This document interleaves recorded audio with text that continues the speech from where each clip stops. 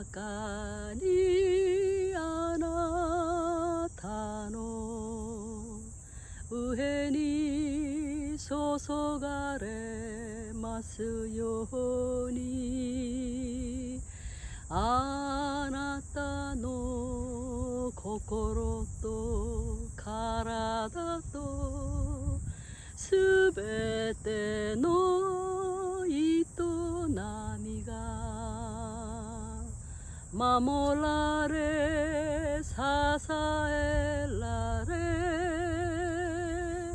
喜びあふれますように私は祈ります。God bless you. God bless you. God bless you. God bless you.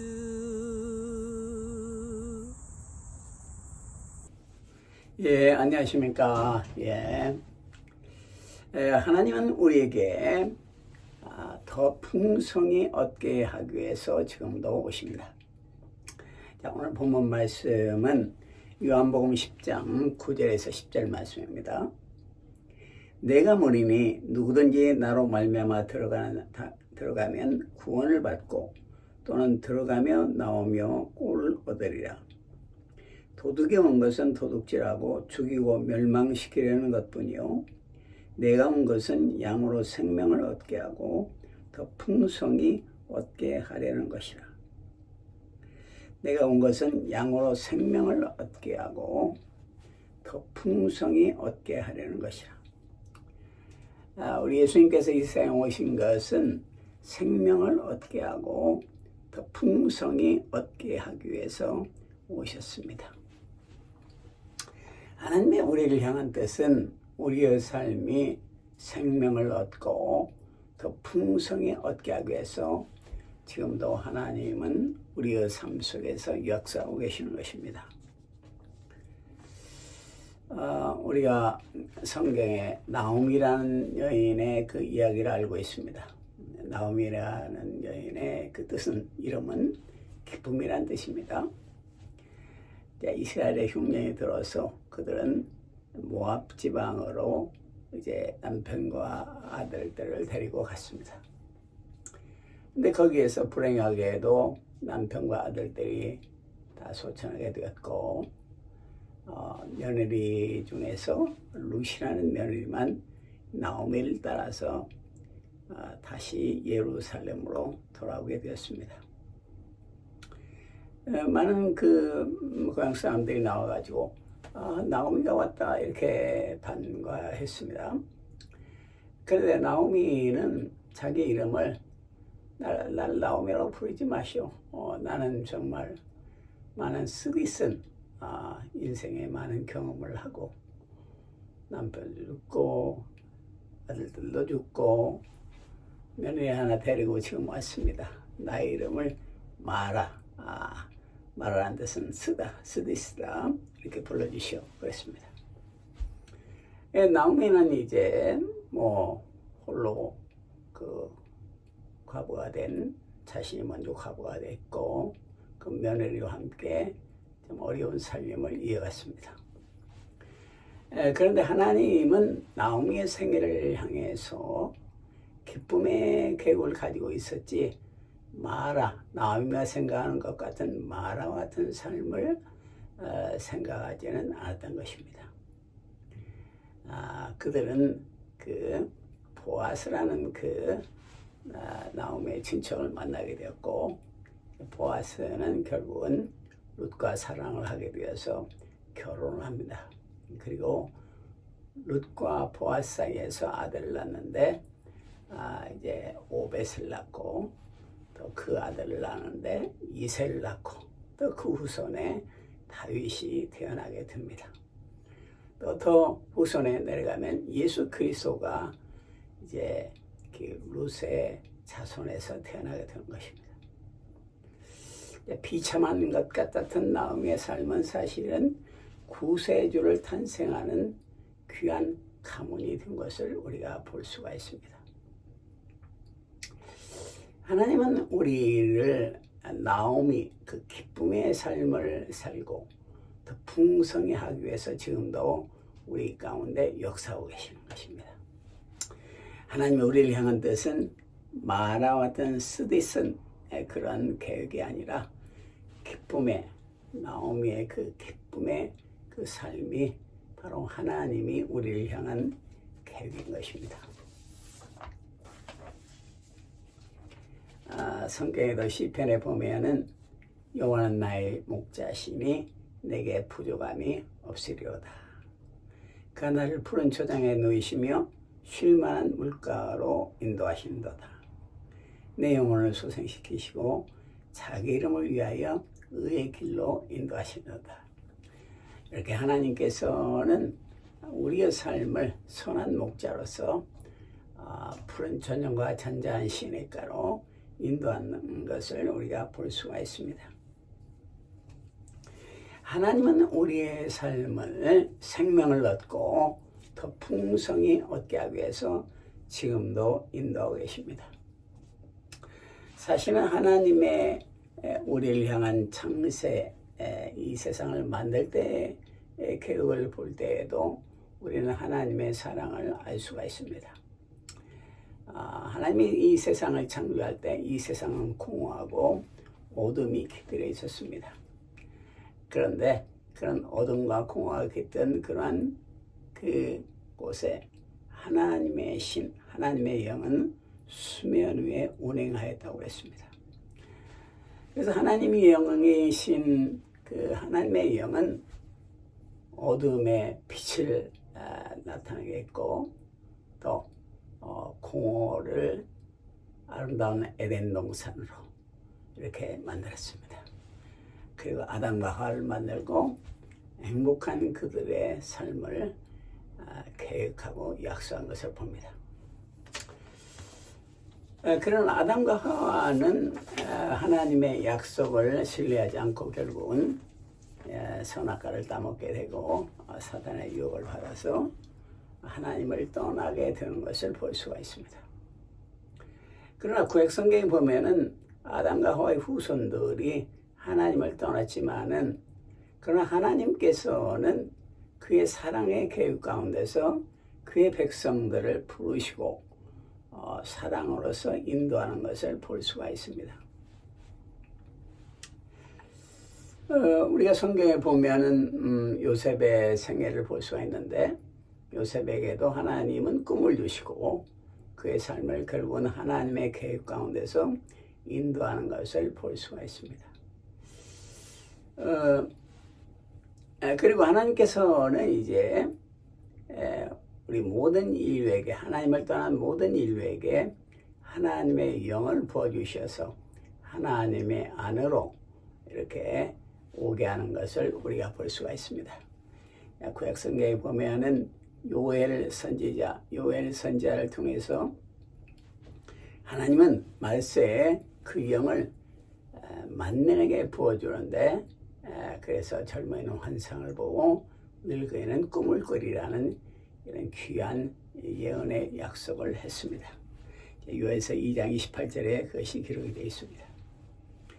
이 하나님의 약속은 사실은 예수님의 죽은 후에 부활하신 하늘에 오르셔서 성령을 우리에게 부어주심으로 실현이 되었습니다.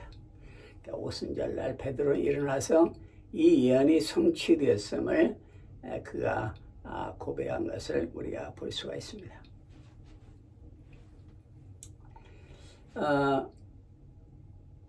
이 성령님은 지금도 믿는 모든 자에게 임하십니다. 사실은 성령이 먼저 임함으로 우리가 믿음을 갖게 되는 것입니다. 성령님이 우리에게 임하면은 우리에게 모든 하나님의 비밀을 가르쳐주고 하나님의 은혜를 깨닫게 하고 그리스도의 사랑을 깨닫게 해서 우리를 생명을 얻게 하고 풍성히 얻게 하는 것을 볼 수가 있습니다. 성경 요한복음 14장 26절은 말합니다. 아버지께서 내 이름으로 보내실 성령, 그가 너에게 모든 것을 가르치고 모든 것을 가르치겠다. 이렇게 말하고 있습니다. 성령님께서, 아버지께서 내 이름으로 보내실 성령, 예수의 이름 때문에 우리에게 성령을 부어주는 겁니다. 우리가 지금도 성령님은 우리에게 말씀하시고 교회에게 말씀하고 계십니다. 계시록 3장 22절에 보면은 귀 있는 자는 성령이 교회들에게 하시는 말씀을 들을지어다. 이렇게 말씀하고 있습니다. 성령님께서는 지금도 교회에게 말씀하십니다. 또한 교회에게 말씀하시기도 하지만은 개인에게도 말씀하십니다. 모세는 떨기나무 사이에서 성령의 하나님의 음성을 듣고 그는 이스라엘을 애굽에서 구원하는 것을 보는 것입니다. 또 성령님은 지금 우리 가운데 계셔서 우리를 위해서 말할 수 없는 탄식으로 기도하고 계십니다. 우리는 기도할 바를 잘 알지도 못할 때가 많습니다. 그러나 성령님께서는 우리 인간의 모든 필요를 알기 때문에 그 필요를 성령님께서 우리를 위해서 기도하고 계시는 것을 볼 수가 있습니다. 로마서 8장 26절은 말합니다. 이와 같이 성령도 우리의 연약함을 도우시나니 우리는 마땅히 기도할 바를 알지 못하나 오직 성령이 말할 수 없는 탄식으로 우리를 위하여 친히 간구하시느니라. 성령님께서는 말할 수 없는 탄식으로 우리를 위해서 친히 간구하고 계십니다. 자, 우리는 어떻게 해야 되느냐? 우리도 역시 그 성령의 인도를 따라서 하나님께 기도해야 하는 것을 볼 수가 있습니다. 하나님은, 성령님은 우리를 위해서 기도하지만은 우리는 그 성령의 인도를 따라서 하나님께 기도하는 것이 필요한 것입니다. 성경 에베소 6장 18절에 보면은 모든 기도와 간구로 하되 무시로 성령 안에서 기도하고, 무시로 성령 안에서 기도하라 이렇게 말하고 있습니다. 그래서 우리 그리스도인은 성령 안에서 기도하는 자세가 참 필요한 것을 볼 수가 있습니다. 이 성령님은 우리에게 하나님의 모든 약속의 보증이 되십니다. 하나님은 우리에게 수많은 약속을 해줬는데 그 약속을 성취하는 것은 우리의 능력과 우리의 어떠한 행위가 아니라 사실은 성령님이 그 약속을 실현하고 보증이 되는 걸 볼 수가 있습니다. 성령님께서는 우리의 모든 기업의 보증이 돼서 하나님의 약속을 실현하시고 인도해 나가는 것을 볼 수가 있습니다. 하나님은 우리를 더 풍성히 하시기 위해서 지금도 인도하시고 섭리하시는 것을 볼 수가 있습니다. 우리가 하나님의 인도와 하나님의 섭리는 창세 전에 이미 계획된 그런 섭리와 인도입니다. 에베소 성경 1장 3절 6절에 보면은 찬송하리로다. 하나님 곧 우리 주 예수 그리스도의 아버지께서 그리스도 안에서 하늘에 속한 모든 신령한 복을 우리에게 주시되 곧 창세전에 그리스도 안에서 우리를 택하사 이렇게 말하고 있습니다. 그러니까 창세전에 하나님께서 그리스도 안에서 하늘에 속한 모든 신령한 복을 약속했다. 이거를 우리가 보는 것입니다. 하나님은 우리에게 모든 신령한 복을 약속했는데 그것은 창세 전에 그리스도 안에서 우리에게 약속하신 것입니다. 우리가 선과학을 행할 능력이 아직 없었던 이 세상을 만들기 전에 이미 하나님께서는 그리스도 안에서 우리에게 하늘에 속한 모든 신령한 복을 예비하시고 약속하신 것입니다. 놀라운 하나님의 사랑입니다. 그래서 우리는 뭐 하나님이 우리를 부를 때, 또 하나님이 우리에게 지시할 때, 뭐 내가 할 수 없다 이런 말을 하는 것은 사실은 하나님의 은혜를 무시하는 것이 되는 것입니다. 우리가 예레미야서를 보면 그걸 알 수가 있는데, 이사야서를 보면 알 수가 있는데, 너는 아이라 하지 말고 내가 너를 누구에게 보내든지 너는 가며, 이렇게 말씀하고 있습니다. 그러니까 너는 아이라고 하지 말라 이거죠. 나는 말을 잘 못합니다. 너는 아이라 하지 말고 내가 너에게 무엇을 누구에게 보내든지 너는 가라 이렇게 말하고 있습니다.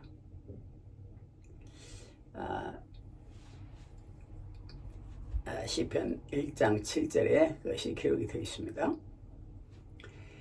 예레미야는 하나님의 소명을 받고 나는 아이입니다. 할 수가 없습니다.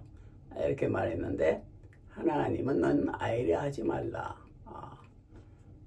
내가 너에게 명하면 너는 하라. 이렇게 말하고 있습니다. 그것은 하나님께서 창세전에 우리를 위해서 하나님에 속한 모든 복을 예비하시고 지금도 그것을 위해서 우리의 삶을 인도하시고 우리에게 사명을 주시기 때문인 것입니다. 하나님의 섭리는 지금도 우리를 더 나은 곳으로 인도하고 계십니다. 하나님의 섭리라는 것은 하나님이 우리를 향해서 계획을 가지고 있다 이겁니다. 우리 인생은 우리의 계획이 아니요, 우리의 작품이 아니요, 하나님의 계획, 하나님의 작품인 것입니다. 우리가 그것을 이제 야곱의 생애를 통해서 알 수가 있는데, 야곱은 형 에서를 피해가지고 타향으로 도망을 하고 있었습니다. 아무도 자기를 도울 사람이 없었고 광야에서 그는 홀로 남게 되었습니다. 그는 잘 곳이 없었기 때문에 들판에서 쓰러져 가지고 피곤해서 잠이 들게 되었습니다.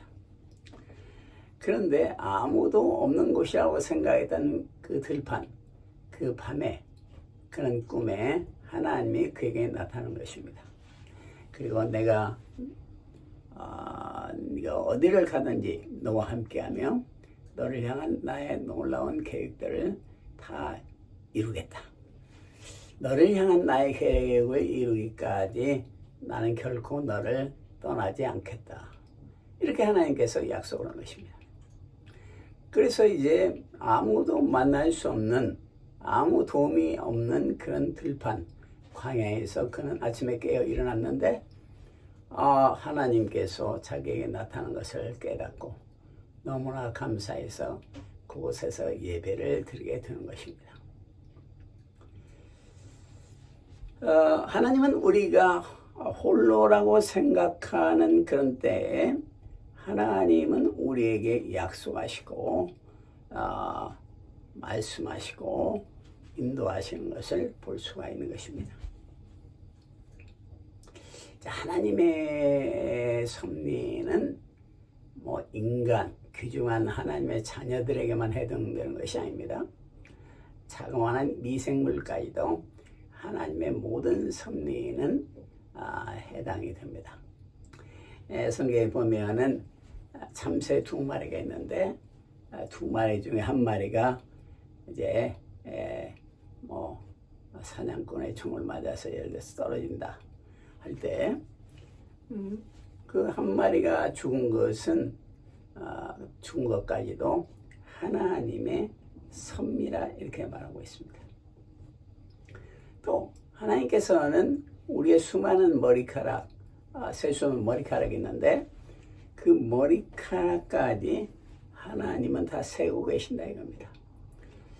아침에 세수를 할 때 머리를 감을 때 머리카락이 빠지는 것, 머리카락의 수를 인간도 알 수가 없죠. 그러나 하나님은 그 빠지는 머리카락 하나까지도 다 세우고 계신다 이겁니다. 그래서 하나님의 그 사랑과 섬세함이 얼마나 크고 참 자상한가를 우리가 볼 수가 있습니다. 그리고 하나님은 모든 것을 합력하여 선을 이루시는 그런 분이십니다. 우리 인생에 있어서 우리가 실패했다, 낙심하고 좌절하는 순간에 할지라도 그것을 인간은 좌절하고 낙심하지만은 그 모든 것을 합력하여서 선을 이루시고 하나님의 계획, 사랑의 계획을 이루는 걸 볼 수가 있습니다. 로마서 8장 28절은 말합니다. 우리가 알거니와 하나님을 사랑하는 자, 곧 그의 뜻대로 부르심을 입은 자들에게는 모든 것이 합력하여 선을 이루는 것이라. 이루느니라. 이렇게 말하고 있습니다. 그래서 우리가 이제 하나님의 이 섭리를 믿는 우리 하나님의 자녀들은 나의 삶에 좋은 일이 닥치든 나쁜 일이 닥치든 결국은 하나님께서는 그 모든 것을 합력하여 선을 이루시고 나를 더 유익하게 하시고 나를 더 좋게 한다는 사실을 깨닫고 우리는 감사하고 주님께 맡기는 자세가 필요한 걸 볼 수가 있습니다. 하나님의 사랑 중에 가장 큰 사랑은 자기의 사랑한 독생자 예수 그리스도를 우리에게 주신 사랑입니다. 성부 하나님께서는 자기의 사랑하는 독생자 예수 그리스도를 우리에게 주심으로 놀라운 끝없는 그 사랑을 우리에게 보여줬습니다.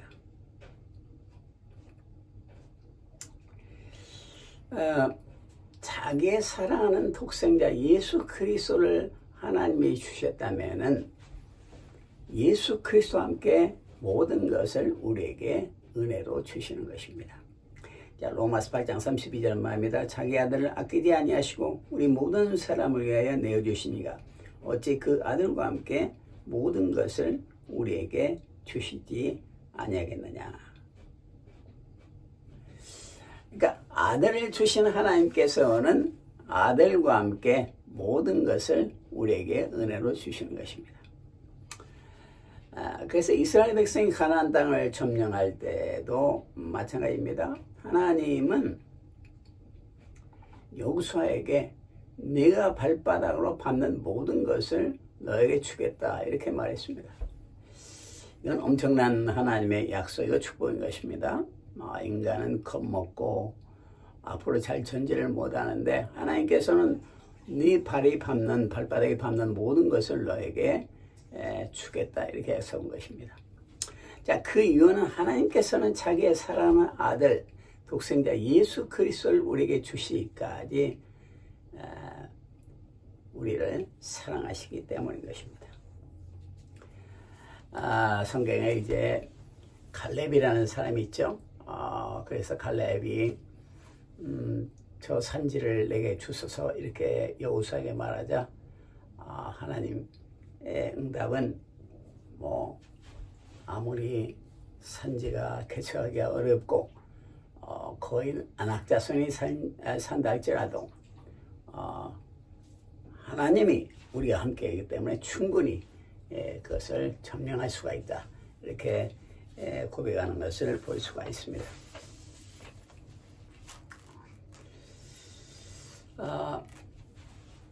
우리 예수님께서는 지금도 우리의 삶을 더 풍성히 하기 위해서 지금도 인도하십니다. 예수님의 가장 큰 풍성함은 십자가에서 나타났습니다. 또 십자가에서 다 이루어졌습니다. 예수님께서 십자가에서 다 이루었다. It is finished. 다 이루었다. 이렇게 말하십니다. 그러니까 우리가 아무리 은혜가 메마르고 좌절된다 할지라도 은혜의 보좌인 십자가 앞에 나갈 때 우리는 풍성한 은혜를 받을 수가 있습니다. 히브리서 4장 16절에 말합니다. 그러므로 우리가 긍휼하심을 받고 때를 따라 돕는 은혜를 얻기 위하여 은혜의 보좌 앞에 담대히 나아갈 것이니라.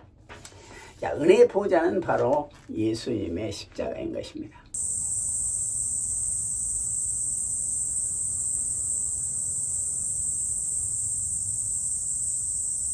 Our Father